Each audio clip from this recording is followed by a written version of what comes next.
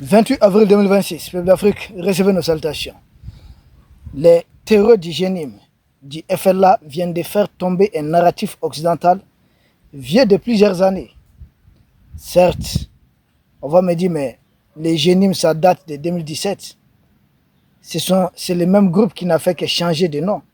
En 2012, quand 2 tiers du territoire malien ont été envahis, c'était bien sûr Ansardine, Akmi, Moudjao, qui se retrouvent tous dans Génim. Même Koufa qui s'y ajoute, il était un membre d'Ansardine. Donc nous avons à peu près affaire au même groupe. Ansardine, Akmi, c'est toujours, ça dit, on les appelle, voilà, ils ont juste des appellations. FLA dont on parle, c'était CSP il n'y a pas très longtemps.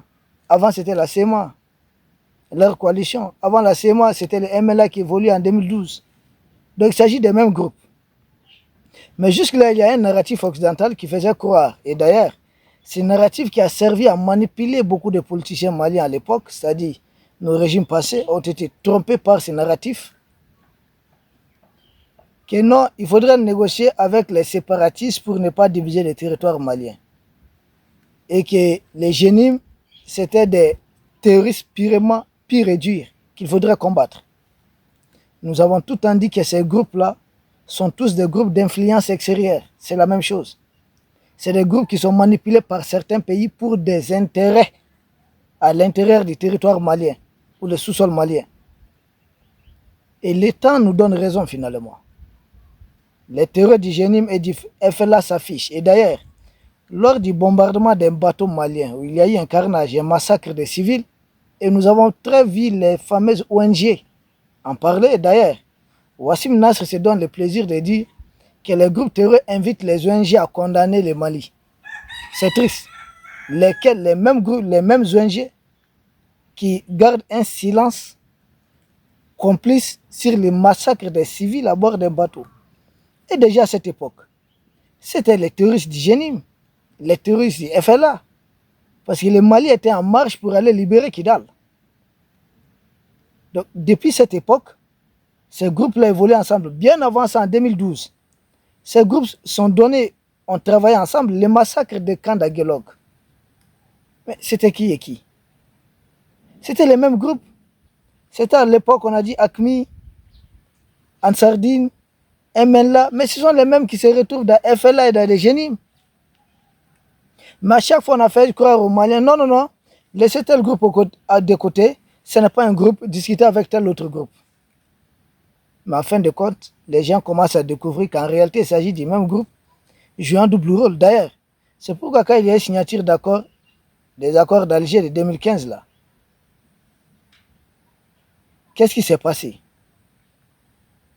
On disait, avec cet accord, le Mali aura la paix. C'était un accord d'Alger pour la paix et la réconciliation. Mais depuis qu'on a signé cet accord, on a recensé plusieurs centaines de villages qui ont été déplacés, plusieurs milliers de morts.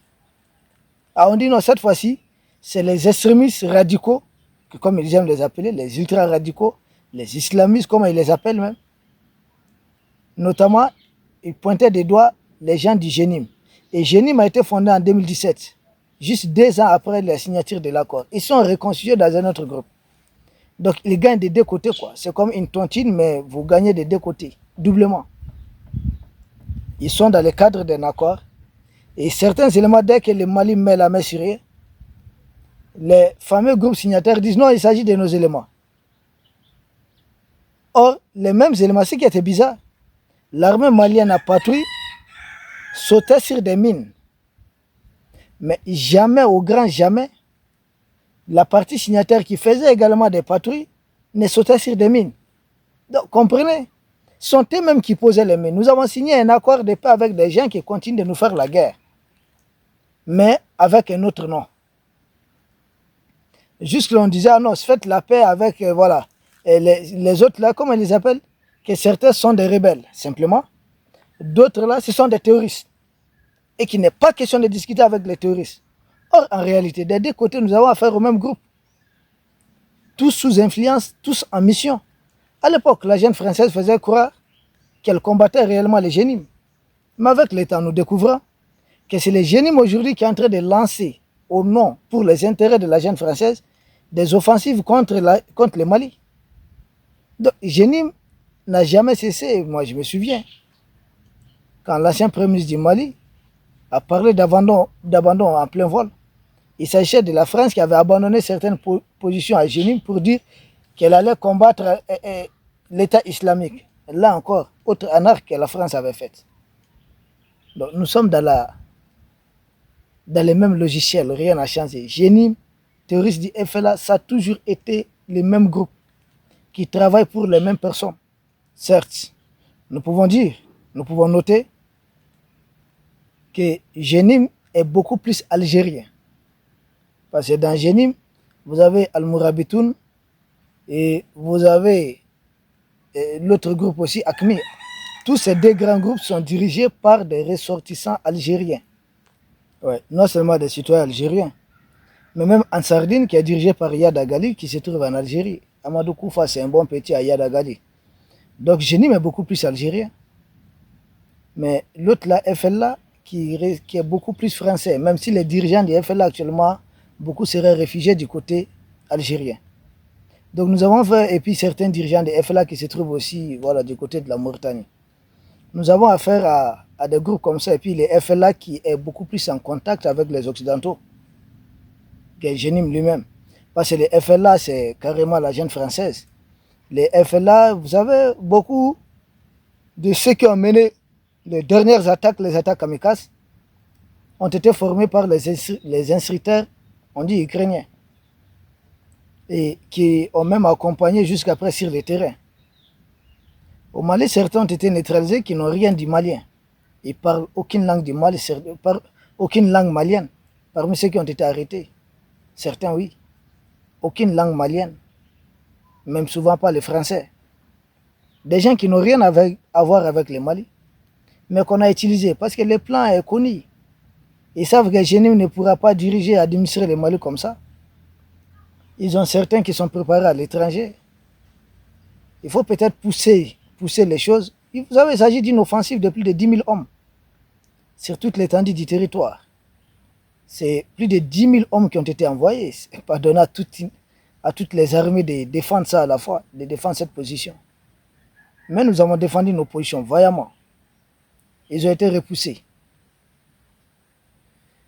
Et le ministre de la Défense est tombé aux premières heures des attaques. C'est-à-dire qu'ils ont commencé même par là, quoi. Une explosion, attaque kamikaze, à l'aide de quelqu'un qui fréquente régulièrement sa maison. Quelqu'un qui était il n'y a pas longtemps en Italie, en France. Je pense qu'il y a beaucoup de choses qu'il faudrait améliorer. Beaucoup. Mais l'heure n'est pas à ça. L'heure est à asseoir une victoire définitive du Mali dans ça. Comment lancer une contre-attaque, une riposte face à cette agression qui est, il faut le dire, dans le cadre de la guerre psychologique a atteint le moral de plusieurs personnes. Beaucoup ont été surpris de voir qu'ils pouvaient venir jusqu'à peut-être essayer. Beaucoup ont été surpris. Mais c'est la guerre. Et à la guerre, il faut s'attendre à beaucoup de choses. Nos armées vont riposter sans doute avec nos partenaires et autres, oui. Nous demandons seulement des choses rapidement.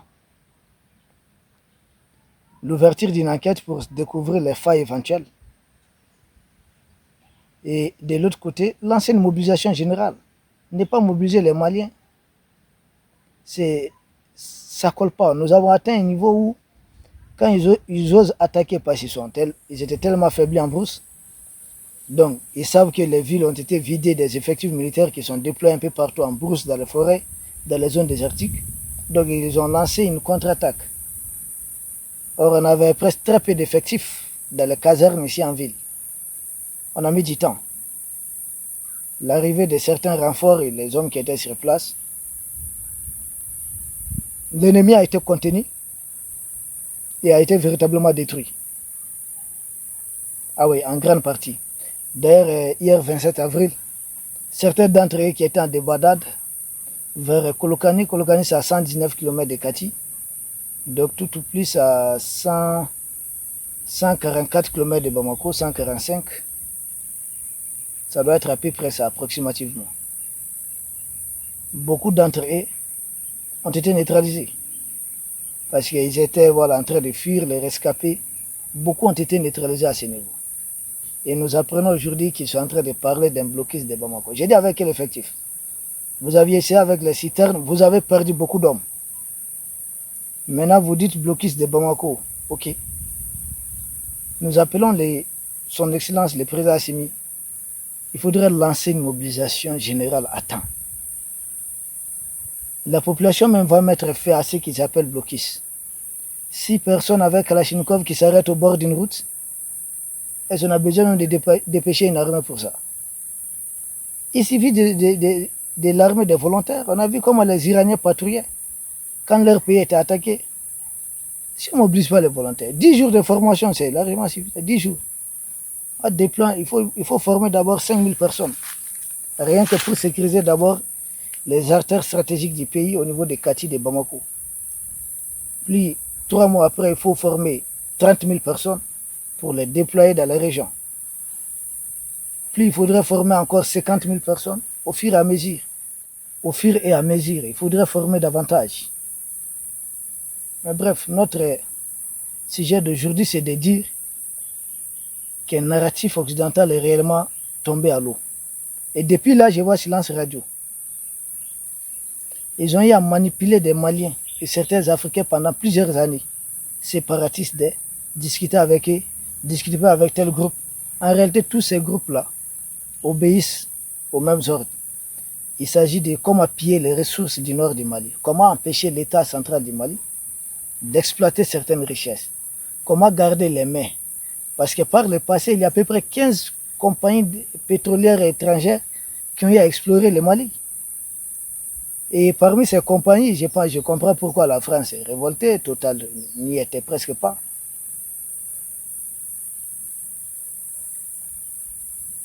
Les terres rares au niveau des Thessalites, voilà, dans la région de Kidal,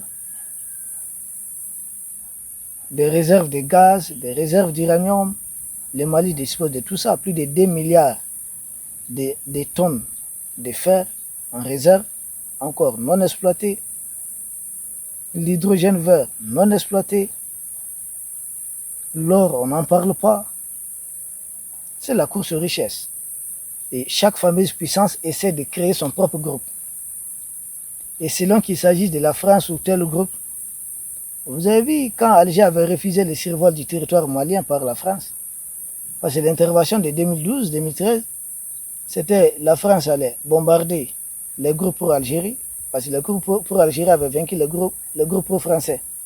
Et ces groupes-là se sont reconstitués aujourd'hui en alliance, s'est donné la main et ont été mis en avant. Plus grave encore, le fameux Front Polisario a participé à l'agression de nos positions à Kidal. Donc même le Front Polisario, ça les appartient. C'est pourquoi on a d'ailleurs bien fait de quitter cette position traditionnelle qu'on avait.